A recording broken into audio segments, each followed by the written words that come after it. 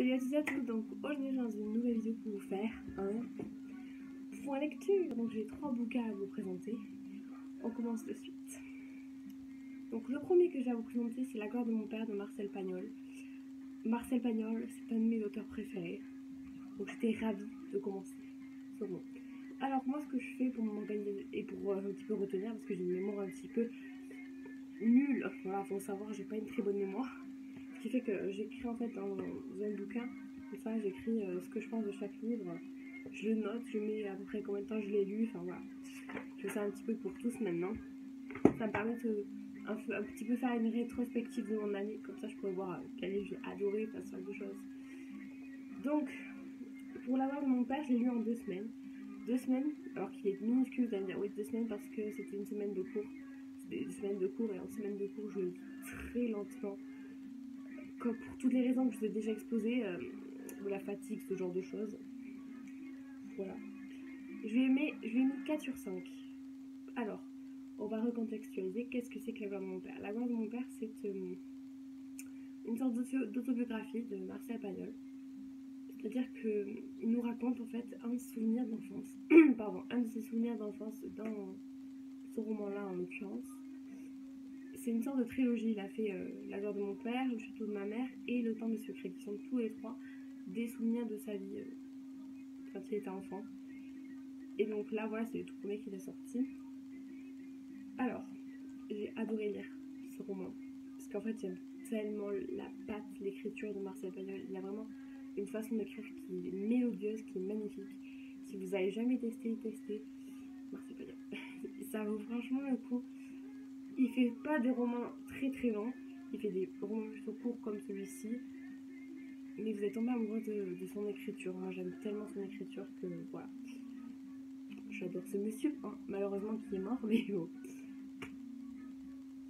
Donc c'était comme je dis, une très bonne lecture. Alors je relis mes notes comme ça, c'est pas ça. Ce que j'ai beaucoup aimé dans ce roman, c'est que ce soit une autobiographie qui nous montre la réalité en fait de l'enfance de Marcel Pagnol. Il était enfant dans les années 1917, je crois qu'il est né en 1917, il me semble. Donc, après, il est né entre l'entre-deux-guerres, en tout cas, il me semble, ou avant. Je me perds, bonsoir, il le dit au début. Je vais voir ça de ce pas, parce que c'est un peu, comme je dis, ça fait longtemps que j'ai lu. Il est né, il n'y a pas de date, super. Bon, je pense qu'il est... En tout cas, il est né au début du XXe siècle. Vraiment au début du XXe siècle. Ce qui fait qu'il a vécu en même temps, parce que nous, on ne pourrait même pas s'imaginer, c'est-à-dire où il n'y a pas d'électricité, ou alors très peu. Il s'occupait de façon tellement différente par rapport à nous, en tant qu'enfants. Donc là, il va nous raconter un souvenir de vacances, en fait. Il est parti en vacances avec ses parents, et son oncle et sa tante. Et il va nous raconter un peu à quoi il occupait ses journées, qu'est-ce qui l'a marqué en fait dans ses vacances. Et c'est magnifique, c'est une leçon de vie quand même au final ce livre-là. Parce qu'il montre la façon dont eux s'amusaient alors qu'ils n'avaient pas tout ce qu'on a, un téléphone, YouTube, internet. Eux ils avaient que leurs mains et des jouets de base. D'ailleurs, j'ai adoré, c'est très drôle, je vais vous raconter une petite anecdote dans le livre. Marcel Pagnol passait son temps à trouver des façons de tuer les cigales en fait, à voir il s'occupait en les chassant et en les tuant, mais en voulant les tuer de façon différente à chaque fois pour voir comment on pouvait les tuer de façon différente. Donc il pouvait les brûler, il pouvait les, je sais pas, voilà, ce genre de choses. Et moi je trouve ça très drôle, c'est horrible, d'accord, mais c'est très très drôle. Donc voilà, j'ai beaucoup aimé, je vous le conseille. Alors, pourquoi je n'ai pas mis 5 sur 5? Parce que c'est pas un coup de cœur.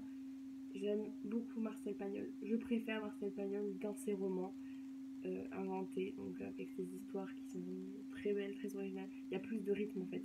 Vu que là c'est un souvenir, il y a des moments de longueur un petit peu. Bon, moi ça me dérange pas parce que, comme je te dis, j'adore son écriture, donc c'est pas dérangeant, mais bon. Voilà, je vous conseille pas, si vous voulez commencer par Marcel Pagnol, commencez pas par sa trilogie autobiographique, on va dire. Commencez plus par ses romans, vraiment ses vrais romans inventés. Avec, je sais pas, par exemple, un de mes films préférés, j'ai pas encore lu un livre, mais La fille du pusatier, j'ai déjà lu le genre de Fleurette. Voilà, je vous les conseille tout cela, si vous avez pas lu. voilà pour celui-ci. Ensuite, on fait un bond dans le temps. Alors, j'ai Adèle et les noces de la reine Margot de Céline Edgar. Donc, je l'ai lu à peu près en 3 jours. Donc, il m'a fait plutôt rapide, mais bon. Il est plutôt petit, c'est écrit, ma foi, plutôt gros. Hein. Donc, c'était un peu réuni pour être lu rapidement. Donc, si vous connaissez peut-être, c'est l'auteur de Moana, la trilogie Moana, mais aussi 14-14. Elle a fait plein de romans qui, au final, sont connus. Donc, c'est une auteure française. Youpi! Donc, alors, je ne sais pas vraiment comment vous.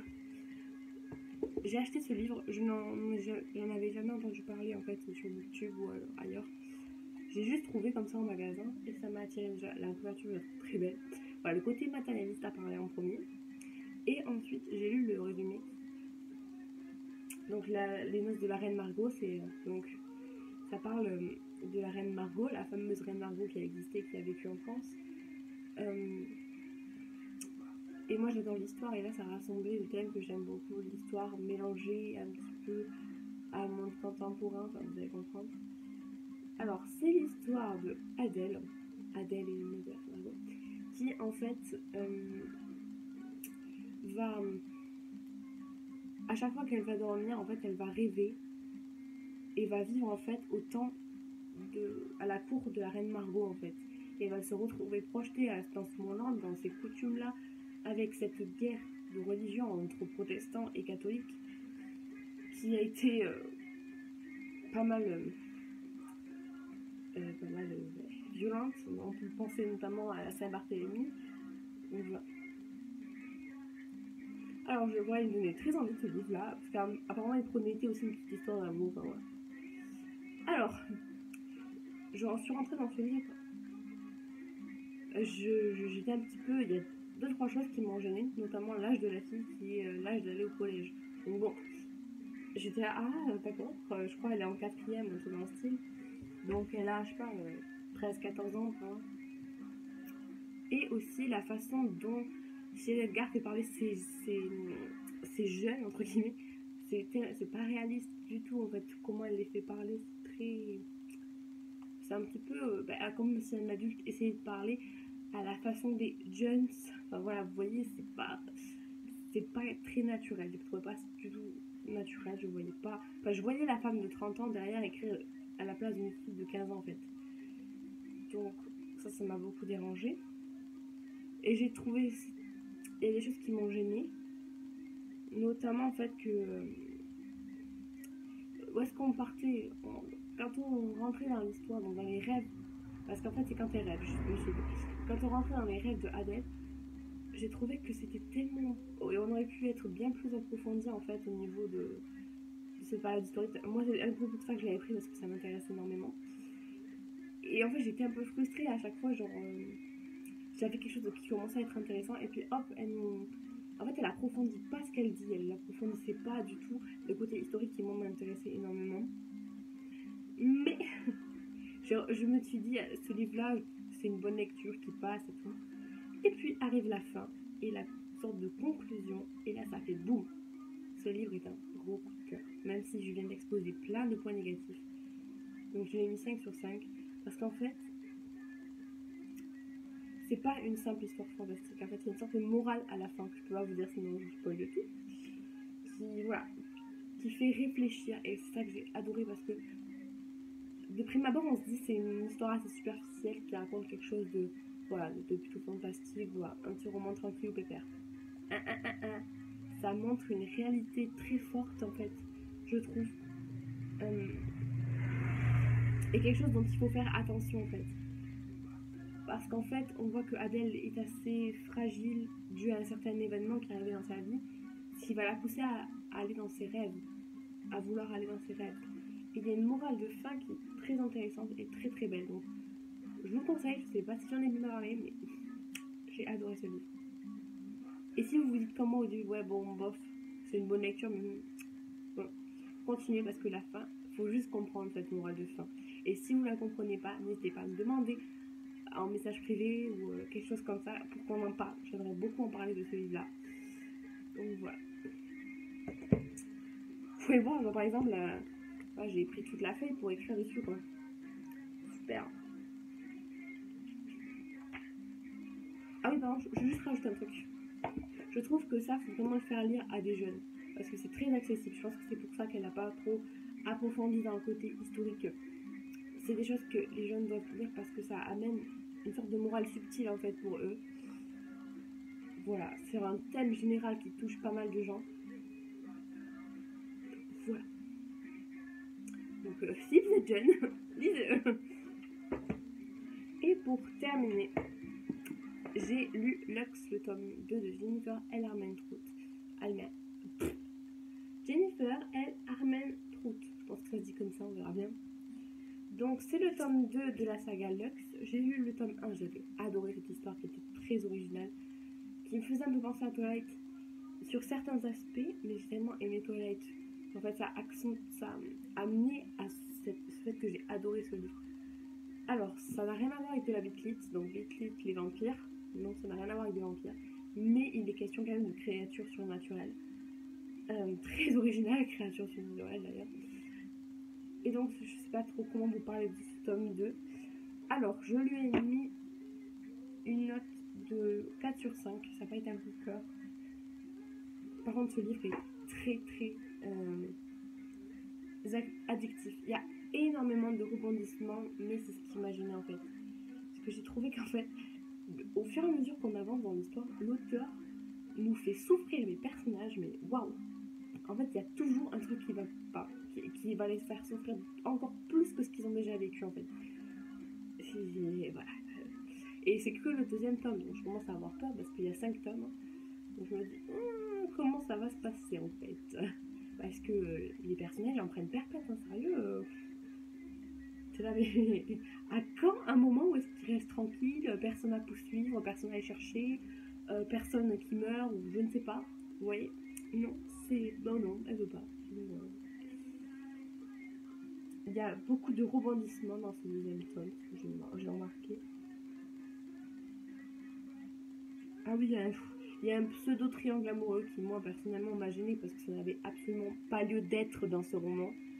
Enfin, ça apporte rien à l'histoire, je trouve, ce triangle amoureux, mis à part... Alors, putain, Cathy, donc le personnage principal, Cathy.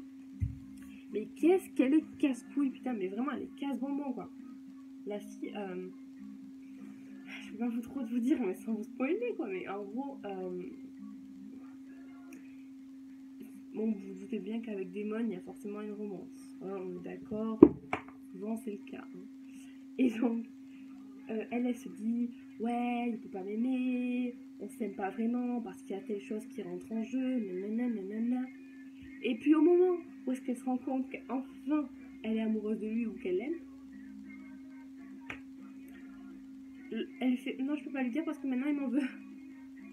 Vous savez, c'est ce genre d'histoire parce que l'auteur fait en sorte que la meuf elle soit vraiment conne au début et qu'elle soit vraiment hyper chiante, quoi. Pour qu'au final, après, elle se rende compte, mais que ce soit trop tard, quoi.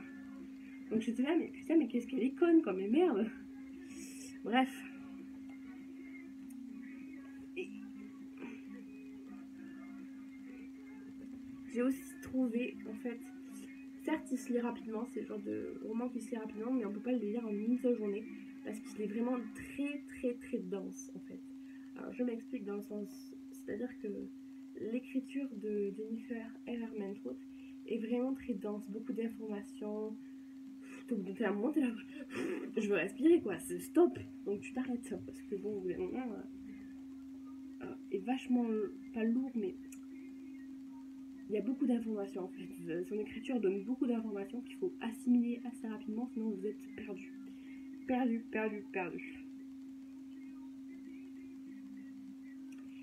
Après, c'est une histoire qui est vraiment très haletante. C'est-à-dire que, vu qu'il se passe 3 milliards de choses, vous êtes là en mode, vite la suite. Mais au bout d'un moment, vous êtes là en mode, j'en peux plus, faut que j'arrête. Parce que je pense qu'il y a tellement d'événements qui se passent, et pas forcément positifs, que vous êtes là, non, stop. Parce que sinon, après, mon cerveau va exploser en fait, ça va faire pouf dans la tête. Donc voilà.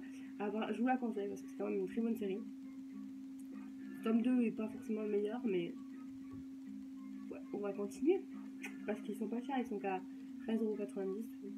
Je les trouve pas chers. Donc voilà. Je fais 2. Gros bisous et je vous dis à une prochaine vidéo.